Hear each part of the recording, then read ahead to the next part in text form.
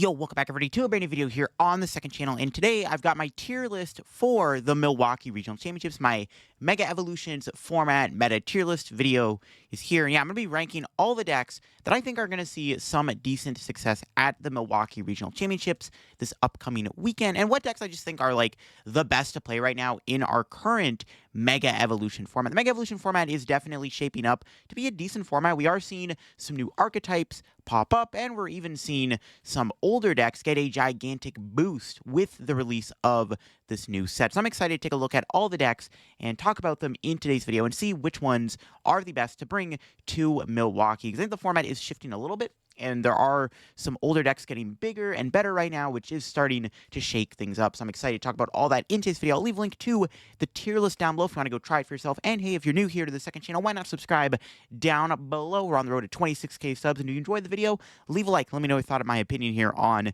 the meta, in my opinion. From what I've played, what I've seen, this is definitely, hopefully, close to accurate. So, starting off, we have Dragapult, Dusknoir. I think it's still tier A. I think it's still one of the best decks you can play right now, in general, because like, well, yeah, okay, Budu, and Dragapult are a good combo. Like the Dusknoir gets nerfed a little bit because of Psyduck, but I don't know if every deck is gonna play Psyduck. I mean, realistically, the only deck that will most likely play Psyduck is probably one Prizer decks, and then probably just literally Charizard. Like I don't really see any other deck playing Psyduck, so Psyduck won't be as common as you might think, which is really not a big deal for Pultnor. And Pultnor does still have the advantage of the Dusknoirs, which I think is still just good right now. It's just a really good bully deck. Obviously, though, you are going to have that shaky Gardevoir matchup. That's really the only thing holding the deck back, is its Guardian matchup is still tough. Outside of that, I think it's still a good deck. I mean, top of A tier makes sense. I think going into, like, Milwaukee, I would not be surprised this deck is still heavily played, just because a card came out that blocks Dusknoir doesn't mean this deck is going to die off. Like, I don't like Dusknoir. I think it's a bad card, but I don't think Psyduck is going to be as big as we might think. Not every deck is going to play it. Like, literally, it's just going to be maybe one Prizer decks, and then Charizard is going to play Psyduck. Like, that's about it. Most other decks will not play Psyduck. Like, I don't think Gardevoir or Raging Bolt or Zoroark or Grimm are going to play Psyduck. Next up, we have Slowpoke, as it's called. I'll put that in B tier. I think it's still the worst variant to play of the Dragapult decks. It is still good. There's more gimmicks. There's more tricks you can put in your Dragapult deck to make Straight Pult a little bit more annoying, but overall, it's genuinely just like a weaker version of the Dragapult Dusknoir deck. You are taking a bigger hit versus Gardevoir. You're taking a worse Dengo matchup. You're also taking a pretty bad matchup against a newcomer, Sarah Ledge, which is a deck that I actually think is good, and this deck does probably not beat Sarah Ledge at all. Like, this deck is still fine. Like, I don't think Slowpoke is a bad deck at all, and it depends on what gimmicks you could put in your deck to make it better. It definitely could work, but I think overall it's just a worse version of Dragapult Dusknoir. Like, if you're going to play Pult, I think Pultnor is just by far the better deck to play. But then we have Pultzard, which I think is also B tier. I think this deck is actually pretty solid right now. Charizard is a good card in general. It's just like a pretty, like, averagely good deck. I mean, there's really nothing too crazy in Pultzard. I will say this with the Dragapult variants. They do get a big upgrade with Lily's Determination. I mean, Lily's Determination makes Dragapult more consistent because while you're just sitting there going Itchy Pollen, Itchy Pollen, Itchy Pollen, you're just kind of amassing these giant hands with Lily and Dracloak. So these Dragapult variants all get a little bit more consistent with Lily. And I do think the same thing goes for Pultzard. This is a deck that I've actually played a bit of in this format. The deck's good. I mean, Charizard is a really good card to have right now in the format. Dragapult and Charizard, it's just a good combo. Like, the deck doesn't really do anything super insane.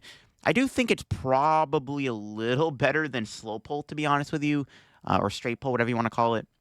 I think it's slightly better, because you do get the advantage of Charizard. There's actually a lot of value in playing the Charizard right now in your deck, because you get to play Chiyu, which gives you better matchup at Dengo Rocks. You get to play the Charizard, which will help a lot more against other big decks, good in the mirror. Like, Charizard's just a good card. I like Pultzard a lot. I think it's a decent deck. I don't think it's anywhere higher than B tier, though, but I do think it's better than Slowpoke. Next up is Charizard.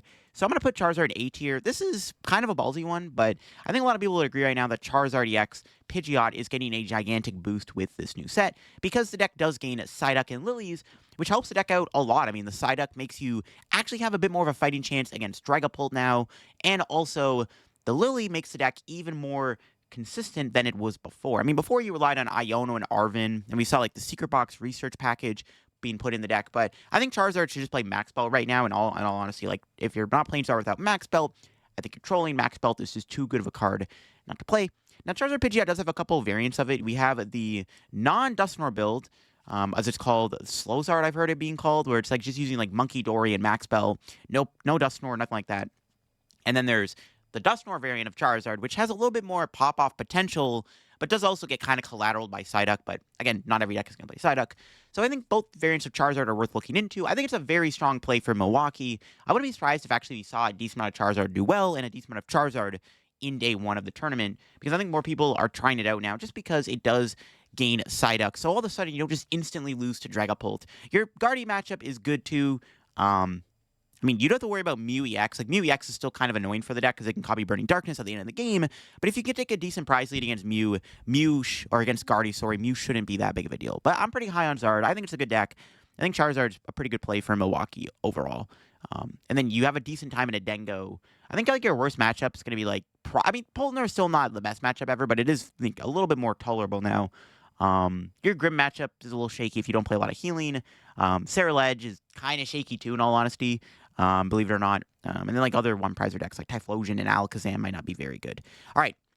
We got the Dengo decks next. We got Jengo, which I'd put in B tier. Another pretty solid and strong deck. Kind of like Poltzard. It's nothing too crazy.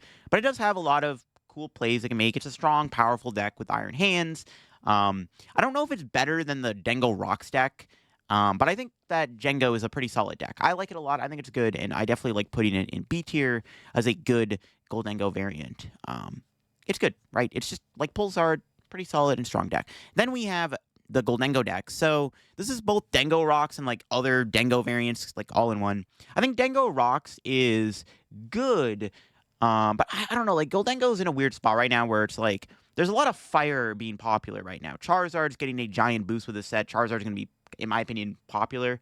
So like you have to worry about the Zard matchup. You have to worry about Sarah Ledge being on the rise. Typhlosion still exists. Like, I don't know. Like, it's a weird deck. Guardy Jelly's still out there. I would honestly place Dengo in B tier. I don't know if this is underrating Gholdengo's power level, but Gholdengo does seem like a B tier deck. It kind of feels like a tier 1.5 deck if that would ever exist. Like, if we had a tier 1.5 here, this would probably be where I'd put Gholdengo. But yeah, for now, we'll put in B tier. But I think Gholdengo is probably tier 1.5. It's a good archetype, but it's like, yeah, I don't know. It's good. The Guardy matchup is still tricky. I think Guardy Jelly will still be the most common way Gardevoir is being played this weekend in Milwaukee, which is obviously not great for Dengo. Yeah, I think they're both good. I mean, both Jengo and Gholdengo Solrock, Gholdengo Togekiss, whatever, build your plane. They're all pretty solid still, but there's just a lot more, like, I feel like the deck is just getting worse and worse as more of these bigger decks become popular, in my opinion. We got Joltic Box. It's another good B tier deck. Is it better than Jengo is the question you got to ask yourself. I actually don't know. Pikachu is a good card. I don't really think people are going to be like teching for Pikachu, obviously. I think Joltic Box is still fine, but I don't think it's like any better than like Jengo. It's like basically the same. It's not the same deck, but they're kind of in the same pattern. I think Jengo is maybe slightly better. Like, if I were to sleeve up Jengo or Joltic Box for Milwaukee, I think I'd still probably rather play Jengo over Joltic Box, in my opinion. Next up, we got the new Alakazam deck. New, fun Mega Evolution deck. This is probably C tier. I think Alakazam is actually, like, a good one-prize deck. It genuinely might actually be the best way to play a one-prizer deck right now. It actually is really tough to beat. Even when you throw Ionos in their face, as long as they're consistently making the Dunsparces, it's actually kind of hard to brick an Alakazam deck out of the game. Like, even though you can play 3 Iono in your deck, the deck doesn't always lose to an Iono. You gotta know that. It's actually worse matchups are literally just damage spread, like Monkey Dory, Gardevoir, and Dragapult itself. So, like, apart from that, I think Alakazam's pretty solid. You obviously lose to stuff like Mist Energy, like other weird stuff, but, I mean, if you play it, probably just play one copy of E-Hammer. But Alakazam's not bad. I mean, you're beating a lot of these other big two-prizer decks like Gholdengo. I think Sarah Ledge is fine. You should be decent into Charizard if they're not playing Dusknoir. And if you play an Enhanced Hammer, you're fine probably into Joltic Box if you can KO Iron Hands immediately. The deck's, like, fine. It's a good one-prizer deck. Like I said, it's actually very consistent. It's a lot more consistent, actually, than the other one-prizer decks, just because you have so much draw in your deck. Obviously, the other thing holding Alakazam back is you are fragile against Gardevoir and Dragapult. Not something I want to be taking a bad matchup to. But if you want to have fun at Milwaukee and honestly get a day 2. Like, it's not the worst deck to day 2 with. I think it's very reasonable a couple people will day 2 with Alakazam. It's a strong enough deck, a most consistent enough deck, where as long as you just don't hit as many Guardian Deep Pulls as you want to see, you can actually probably make day 2 with Alakazam. I think the deck is that solid of a deck. Next up is Miraidon. I do like the addition of Mega Manectric in the deck. I think Mega Manectric does make Miraidon a lot more stronger now because you get access to like a big nuke in your deck, which helps a lot. When you have the presence of both Iron Hands and Mega Manectric, the deck does become a lot more threatening. I don't know though. It's kind of weird. Like, would it be better just to play Joltic Box though? I guess I'll put Miraidon in C tier for being like a fine enough play, where somebody reasonably could do well with it. Like, it's not a deck that isn't like completely unplayable or anything. It's just like Mega Manectric gives the deck a bit of a boost. I actually don't hate the deck. Next up is Ho-Oh Box, another deck I put in C tier. This deck is just not consistent enough right now. I do like it though in this meta because like it does gain some cool tricks. Like, you get Mega Kangaskhan. I think Mega Mawile has been seen playing the deck too. Definitely a deck that I want to try out on the channel again soon. Is Ho-Oh Marouge with like the Mawile and the Kangaskhan. It does gain a couple new partners, but outside of that, I mean, the deck is just not consistent enough, I think, to keep up, but it is still good. When the deck works, it works, but it's just getting to work is the issue. But I do like Ho-Oh Marouge. I think it's a cool deck. I think it's strong, and it does gain some cool new partners for sure. We got Zoroark next. I would probably play Zoroark in B tier. I think there's actually a couple decks getting big right now that are kind of hurting it. Like Charizard, I don't actually think is a great matchup, especially if they play Max Belt. It seems kind of shaky. Gholdengo is fine. If you play Toadscool, there is one big new deck that's getting heavily played right now that I do not think is a good matchup for Zoroark at all. Zoroark is just one of those decks where like you just want to be hitting Pulse and Guardies all day, and unfortunately, I don't think unless you're literally like super like lucky and at the top tables, you're probably not gonna be hitting Pulse and Guardies all day with Zoroark. Like, you're gonna have to go through matchup roulette when playing this deck. And while it does have okay, like you can play if you play reasonably well, you can do well with Zoroark. But Zoroark is definitely B tier. It's got a great Guardian matchup. Actually, it's got one of the best Guardian matchups out of any deck in the tier list, in all honesty. It's the problem with the deck is you're taking a lot of hits, and there's a couple of big decks right now that I'm going to be putting in A tier that Zoroark is unfavored against. So I'm just not a fan of that. Flareon is B tier too. I mean, another pretty solid Terra deck. Flareon maybe gets a bit worse though because Charizard's popularity is a little scary. You do have Leafeon, which does help. You have Sylveon obviously too, but if they play Mist Energy, it's like they Mist Energy their Charizard or Pidgeot. You can't really do anything about that. But I think Flareon's pretty good.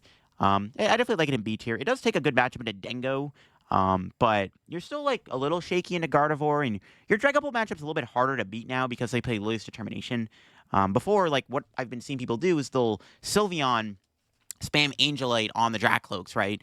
But now that they have Lily's Determination, you Angelite the Dracloaks early on in the game, and they just Lily for 8 cards and then just find them again. So it's like, it's harder to brick Dragapult now, which is the issue. So I think Flareon is pretty much just a B tier deck. Like, I don't think it's going to go any higher anytime soon.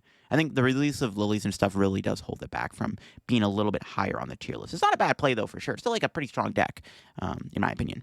Raging Bult's another B tier deck.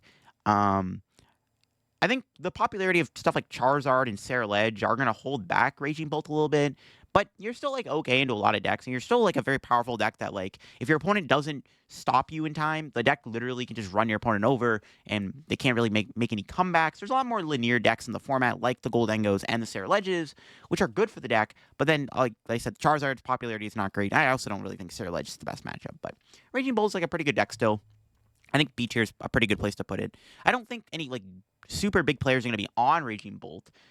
Maybe a couple, but, like, overall, it's not really a deck I would be, like, going out of my way to, like, tech for, but it's still, like, a strong enough deck where it's still good. Next up is Crustle. I'd probably put Crustle in C tier. I think Charizard getting more popular is bad. You do have a lot of really good auto-win matchups, though. Charizard is a good matchup. Or actually, Charizard, sorry, is not a good matchup. I was going to say Ceruledge is a good matchup. That's what I meant to say. Ceruledge is a great matchup. They only have Solrock and Charcadet, which is not enough to stop you. And then, like, you're also decent into Dengo still. Like, even with the addition of Solrock, Dengo is not getting through Crustle. The Charizard's a little shaky. They have, especially if they're playing Dusknoir, it's, like, pretty unwinnable. Yeah, I mean, Crustle's, like, fine. I'd place it in C tier. It's not a deck I would bring to a regional. It's another deck like Alakazam where somebody can reasonably make day 2 with it, but you're going to be taking bad matchups in a Gardevoir, and that's not great. And then obviously Dragapult can be a little shaky. Pultner anyways is shaky. Typhlosion is C tier 2. Another fine, solid playable one prize deck. It sucks to put so many one prizers in C tier, but like, I mean, at the end of the day, they're all just kind of C tier picks.